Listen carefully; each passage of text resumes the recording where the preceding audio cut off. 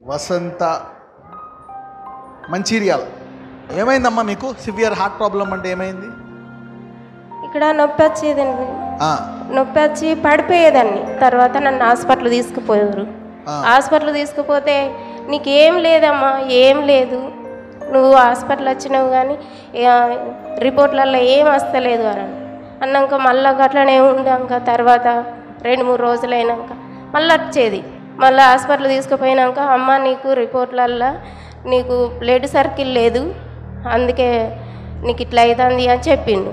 చెప్పినాక అట్లనే ఉన్నాక 12 సంవత్సరాల నుంచి బాధపడ్డాను. ఇక్కడ మా బంధువుల ద్వారా నాకు JCNMకు నువ్వురా అని తీసుకొచ్చినాక ఒక్కసారి వచ్చి ప్రేయర్ ఆయిల్ తీసుకొని వెళ్ళినండి.